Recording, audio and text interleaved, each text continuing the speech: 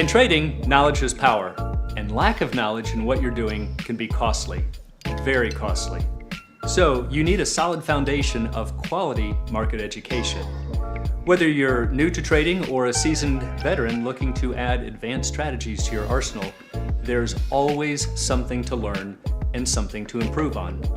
And now you can access the same knowledge that professional traders receive with Market Rebellion's Trading Education.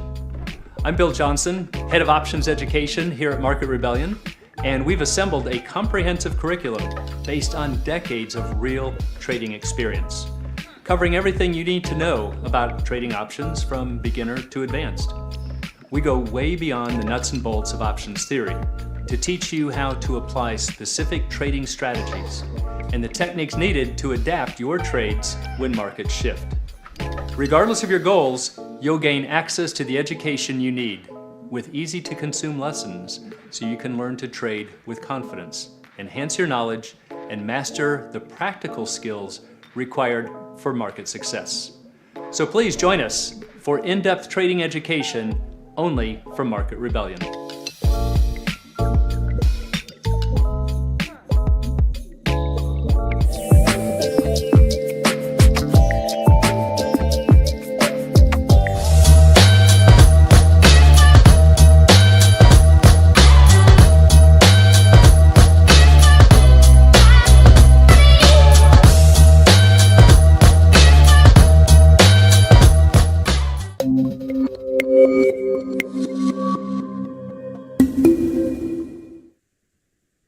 Hey, welcome back to all of our Market Rebels, and happy Thursday, everyone. And if things look a little different, it's because they are. We're missing a familiar face. Stu Dorfman is not with us today, but we have another familiar face that joins us every once in a while, and that is Scott Thorstensen. So, Scott, thanks for joining me so I didn't have to fly solo today. Thanks for having me, Bill. Yeah, of always course. Pinch hit.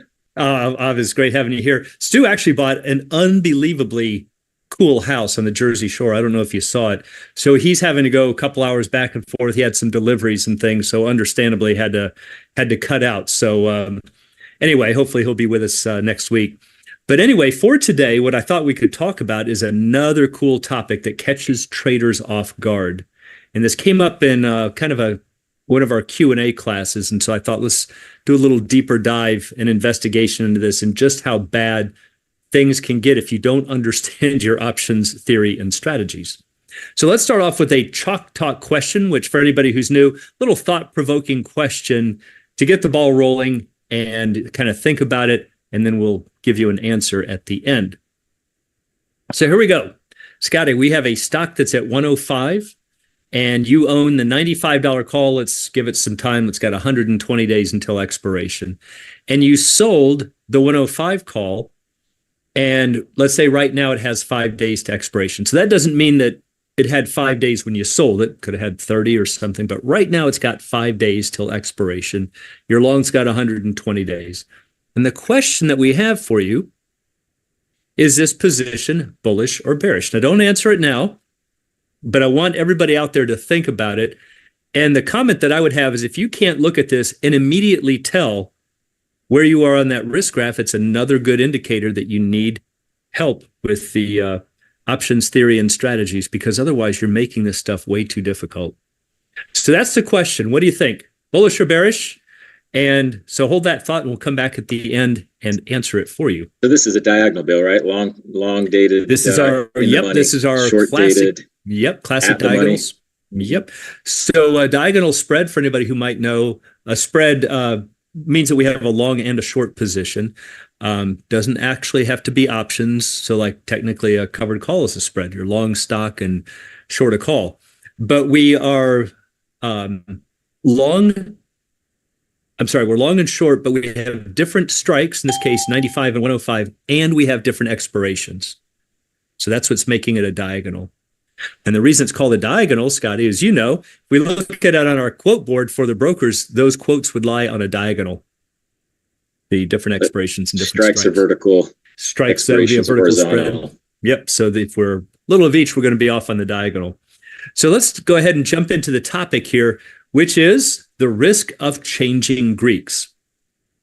And the main topic that I wanted to get through to traders here. The main idea is that, I mean, I think most basic traders know, even if you're brand new, that we have these things called the Greeks, which are sensitivity measures. Sometimes people call them risk measures, but they change over time. But there's another risk where we're going to find out they can actually throw you into reverse. And that's one of the things that people just don't understand. So let's talk about that. Let's talk about the risk of changing Greeks. So to kick things off, let's get a little perspective here. Here is a risk graph for long shares of stock. Now, remember what our risk graph shows. The horizontal line here are various stock prices. And the vertical shows various profits or losses. So this zero line, right there, that little horizontal line, is no profits and no losses. That's just break even. And so if the risk graph, this black line, sits above zero, you're in profit territory. If it sits below, you're in losses. So for example, if you just bought these shares for 100, then you can see if you sold them right now, you would just break even. You paid 100, you received 100. If you sell them for 105, right there, or if the stock is trading for 105, you would have a $5 unrealized gain. If the stock falls to 85, we find 85, we trace a line down, we would have a $15 unrealized loss. But the thing to see is that it's a straight line. It never changes. It's just a straight line, dollar for dollar up and dollar for dollar down. So in terms of our Greeks, we could actually apply Greeks to stock. It's usually not that common. But we would have delta 1. And that just means it's always dollar for dollar up and always dollar for dollar down. And that's why a lot of times your stock traders don't talk about delta, because it's pretty obvious. It's the only thing it can be. It's moving dollar for dollar with itself. Everything else, look at that, Scotty, flat zeros. We've got no gamma, no vega, no theta, no rho, nothing else. Stock technically doesn't have a set of Greeks attached to it. Other than delta, right? So that's why the stock traders don't really ever talk about the Greeks, but options traders do, because as we'll find out, the risk graph for options are curved. And that's what sets up this need for understanding these changes. Okay, so there's our long shares of stock. What if we short shares of stock? That's another possibility. What's going to happen? Well, we just reverse directions and we will have delta -1. And the negative just simply means that our profits and losses have been reversed. If the stock price falls, now we end up profitable, moving in opposite direction, stock down, profits up. If the stock goes up, profits go down. See, when we had delta 1, it was stock up, stock down, profits down. But now they're reversed. But it's the same idea. It's just a straight line. So, but unfortunately, when stock traders come over into the options trading land, they have this mentality that this is the way that options work, that it's just a straight line and will always be a straight line. And so they might buy a call and say, oh, I get it. A call option's just cheaper version of stock. Well, if only that would be way too good to be true. If you could go and control shares of NVIDIA for $50, you can control 100 shares of NVIDIA for $50, but it's not going to behave like 100 shares. See, that's the thing. We have to understand there's a difference between control versus behavior. We can buy a put to get bearish, similar to shorting the stock, which is a bearish trade, but buying a put is very different than being short stock. Very different. Correct. So that's what we're going to find out here today. But this is a little bit of a kind of a reference point for somebody who might be new. It's just, this is our shares of stock. So before we get started, little plug for marketrebellion.com/get started. If you are new, or even if you're not, to options trading, wonderful place to start. We have a lot of great tutorials, videos, articles, and things. So a lot of the basics to really help you get a good solid footing. So check it out, marketrebellion.com/get started. Okay, so for this example, at least to start off with, we are going to do a diagonal spread, as you pointed out, but we're going to start out on the bullish side. So let's say our stock is at 100. You buy the 120, the 120-day $95 call. I ran these through a pricing model. I think it was at 30% volatility. But that's not really as important as the fact that these prices are consistent, right? So there's this for anybody who might be new, there's a pricing model that can tell us theoretically what these options should be worth. And what's important is that we stay within this framework of consistency. I'm not just throwing out numbers to make things look good. These are all kind of within the framework of options pricing. So you would have to spend $6.42. And let's say you sell the 30-day 105 call, pricing model says is worth $1.57. Now, in the business, we would say that could be executed for a net debit, which just is the net between these two. Spend $6.42, collect $1.57. Now, what's interesting with almost any other options trades, especially with your spreads, you can tell a maximum gain or a maximum loss. Here we can tell that the maximum loss is the debit. That's pretty much true for any financial instrument. The amount that you spend is the amount maximum you could lose. But the maximum gain, one of the things that makes a diagonal spread so interesting is that that's not true. The maximum gain is actually theoretical. So what are some things that are going to make this not such a hard and fast calculation? Why would it be theoretical? Differing expirations. Number one. That's pretty much the heart of it. Exactly right. If you have a vertical, you can estimate. We could estimate. We could put some. We're going to hold that thought. Hold that thought. We're going to talk about that right now. Very good point. And this is usually what I teach traders as well. Yeah, we can't tell the absolute maximum you're going to have theoretically, but what we can do is say, I always call it the far right side of the chart, or for the bear spread, the far left side. I can tell you it will be 515. And the way that I'm doing that is I can recognize that we're spending 485 for the spread. So let's see what happens. Our maximum loss, you can see this black line, and if we extended the chart further left, it would eventually go dead flat. And it would be right there at 485. That's the maximum it could ever dip down. But notice our strikes. We have the 95-105 pair. That's a $10 difference. We have the right to pay 95, the obligation to sell for 105, even though they're different expirations. Theoretically, if that stock really went to the moon, we got assigned on the 105s, we could exercise the 95s, and we know for sure that would be worth 10.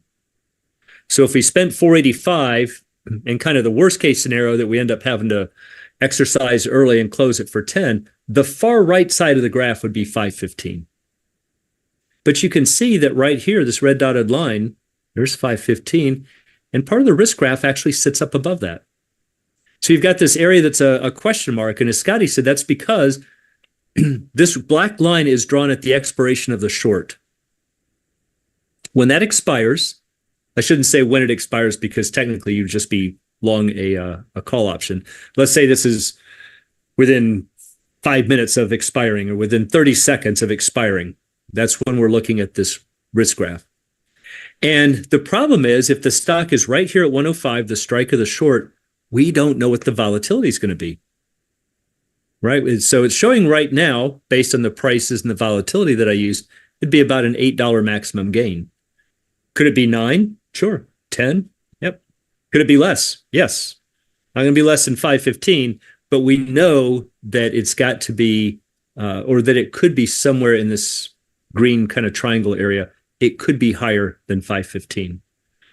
So one thing, and I'd like to hear your views on this, Scotty, but when I'm teaching people, I think if you're doing a diagonal spread, if I'm spending 485 for this, I'm going to set kind of the maximum profit level at 515. I'm not going to look at my platform and say that it's 8. If I end up I agree. I usually forecast a 1-to-1 reward risk in a diagonal. Yeah. And like you're saying, most diagonals, most spread trades have a defined amount of loss and a defined amount of gain. Yep. And in a diagonal, it's a little bit different. You do have some definition on the right-hand side of that P&L graph. Yep. And of course, the left-hand side is finite. That's but there is some gray area in between there. Yep. Mm-hmm. So if you set this up saying, oh, I'm going to get $8, fat chance. It could happen. And you could get 6 or 7 or somewhere in between, something over 515. But I think if you set your sights on going 485, max gain of 515, and if I happen to get something more than 515, it's gravy. But I like to set that as my target because, again, that's something that's more well-defined than this little green area. I do the same, Bill. Yeah. really pinpoint spot there, that sweet, what would be the sweet spot is really narrow.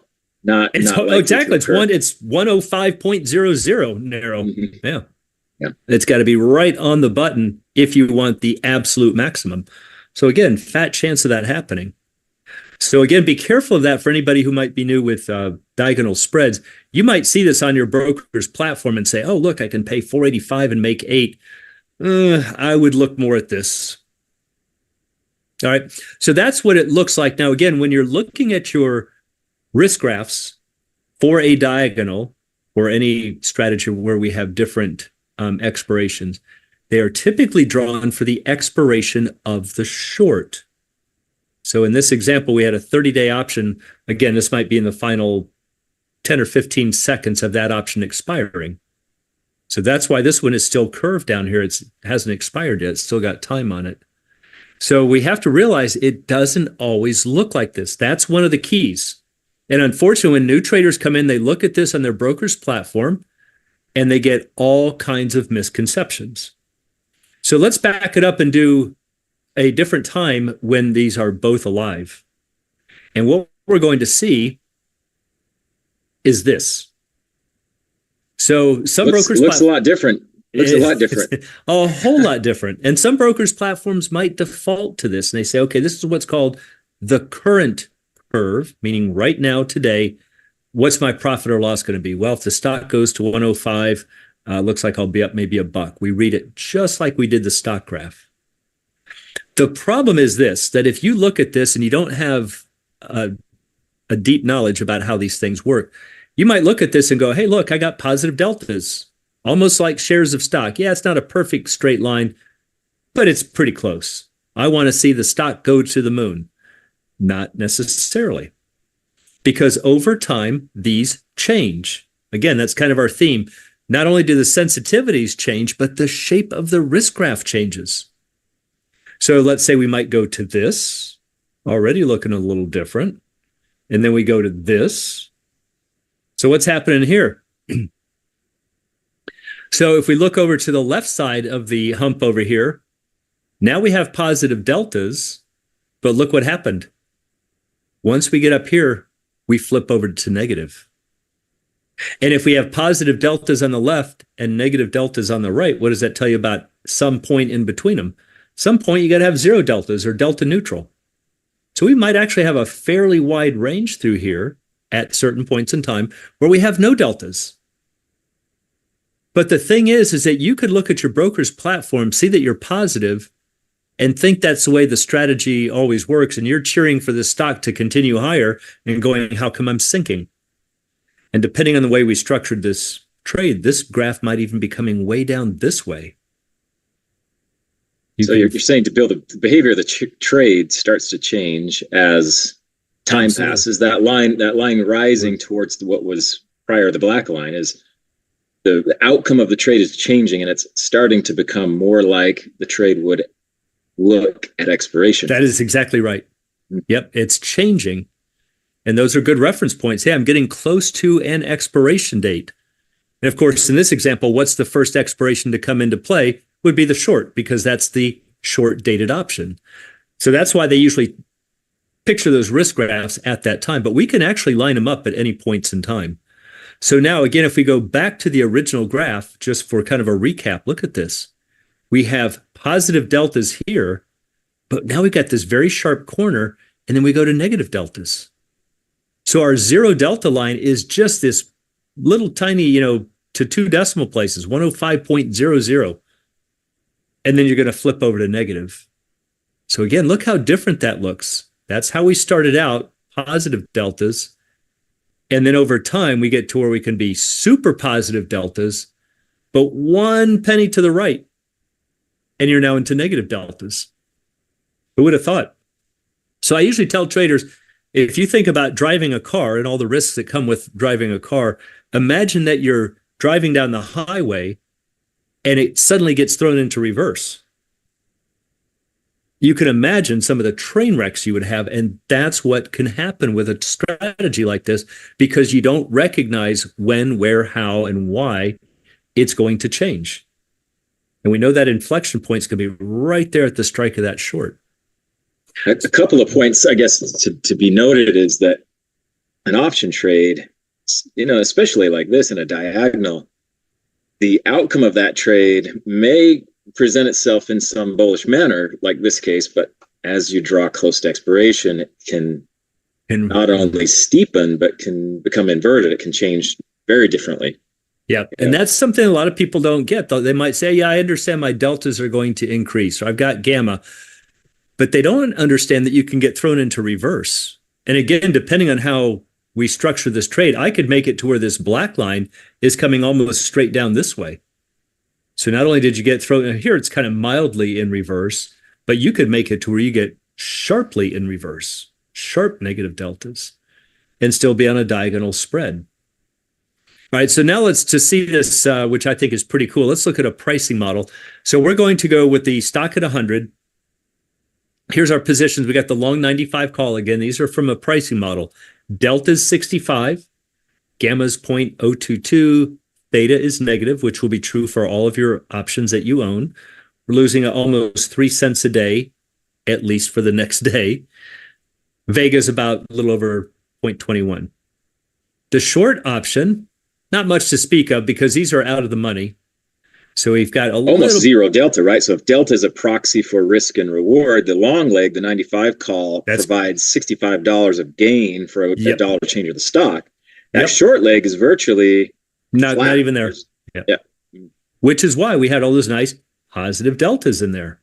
So the bottom line here, the diagonal spread is saying, what's the net effect? Well, we're going to take plus 65 deltas because we're long the call. We're going to subtract out the deltas for this because that's a short call. So on a net basis, we're actually behaving about like 65 shares of stock. We do have a little bit of gamma, about 2. What does that mean? Well, if we call this 65 in rough terms, stock goes up $1, we're going to pick up 2 deltas. We're going to go from about 65 to 67. And then we get the exponential change of the delta. We get different deltas and we get a different gamma. This is going to start getting closer to 0. Our theta is 0.02, again, just the net between these. And our vega is about 0.21. This is our sensitivity to volatility. So if volatility rises, let's say from 30 to 31%, we're going to pick up about 21 cents in this position. If it drops from 30 to 29%, we're going to lose about 21 cents. So the point is that watch what happens if we get closer to expiration. And let's put the stock at 106 so that we go just over that hump. All right, so the stock's at 106. Now take a look at what the pricing model is showing us. We went from positive deltas, bang, got thrown right into reverse, into negative. The gamma went from positive, bang, minus 21. Not only did it go into reverse, but look at the size of it. It's like 10-fold difference. Look at theta, went from negative to positive. Now, vega in this case over here went it stayed about the same, but depending on how we set up the trade, we could get it to where they reverse as well. But you can see that at certain points, you are not only going to change, but you could get thrown into reverse. And remember, the real difference between these, like Bill said, the difference is where the stock is at, right? The upper table is showing a certain outcome, profit and loss, or composition of the Greeks at $100. And as the stock goes to 106, things change. So the stock movement has caused a change in the outcome, the potential outcome and Greeks of the trade. Yep, absolutely. Well said. And it's partly because this is a very common characteristic for diagonal spreads.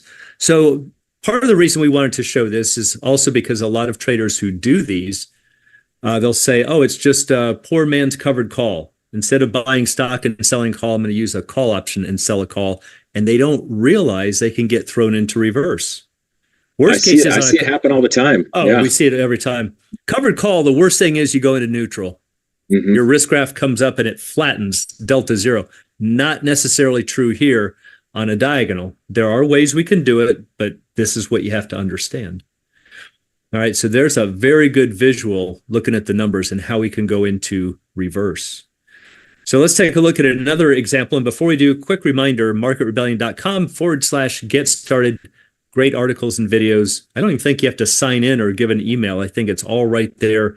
Just click away, and lots of good ways to get a good foundation. All right, let's try our diagonal spread. Same idea, but to the bearish side. Stock's at 100. It's really the same example, just in reverse. Net debit of 485. Max gain is theoretical. Max gain at the left side of the chart now will be 515.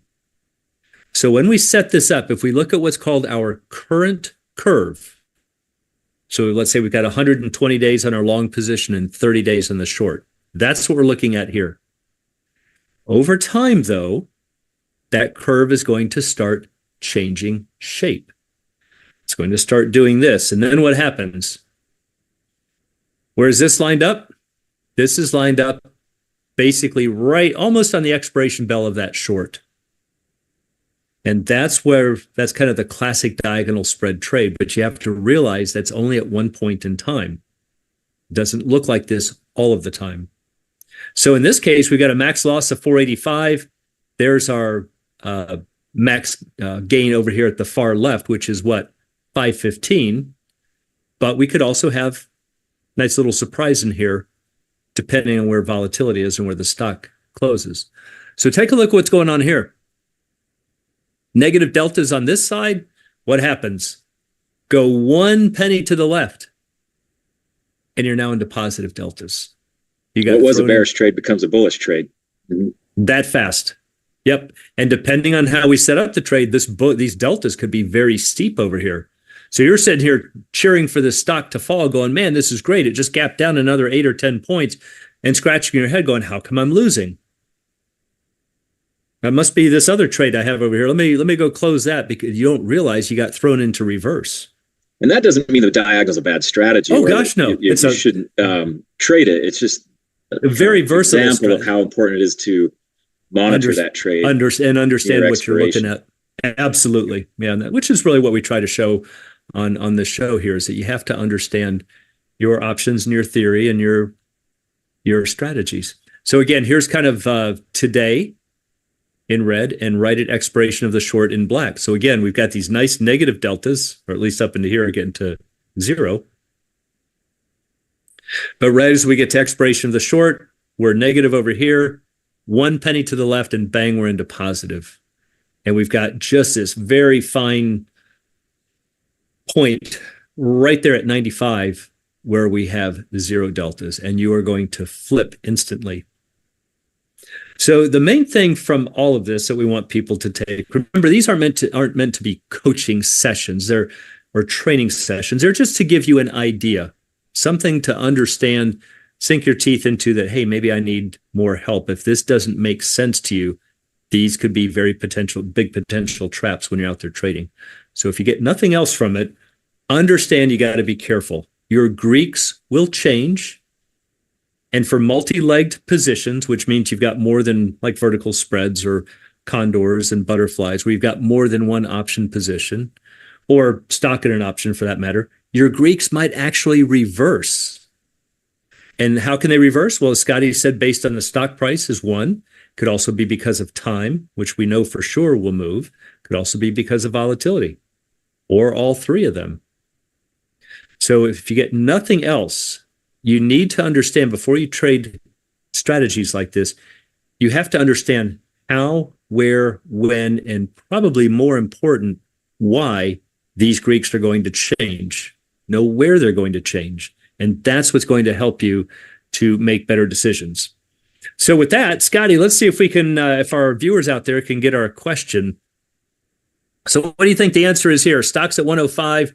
We've got 120 days to expiration on our long 95, and we sold the 105 call, which now has 5 days till expiration. So the question is this position bullish or bearish? What do you think? It possibly could be bearish. And it could be at this point with 5 days. Very good. If you had to guess, where would you be right now? Bullish. It's going to be in the bullish. That's kind of where I was going with this question. like most of our answers who watch this show, it depends on the stock price, days to expiration, and the volatility. It's bullish now, but it might change in just one day or with one more tick in the stock. And so if those concepts are a little foreign to you, you need to be real careful about continuing to trade until you understand more of your options and theory. So, Scotty, any closing comments? Well, multi-leg strategies are tremendously beneficial. You have often a positive theta, and that's working in your favor, which is always a way to gain consistent returns or more consistent returns. So, we all like diagonals. We like these multi-leg strategies. It's just they're very versatile. It shows how important it is to be aware of the Greeks and how they change over time and how they change when the stock price changes. Absolutely true. Yep, I agree. I like diagonals and verticals. I use them a lot. I don't even think I've ever met a trader that not only didn't trade verticals, but didn't love them. Wasn't kind of a staple. You can talk to a lot of traders who say, I don't do much with covered calls, or I don't do much with butterflies or whatever. But I've never met one that says that they won't touch vertical spreads. And diagonals are just kind of an offshoot of that. And because they are so versatile. But you do have to understand what you're looking at. Do you get a lot of students like this, Scotty, people trading diagonals? Well, the students that I work with, I've had countless students call me and say, I'm in this bullish diagonal.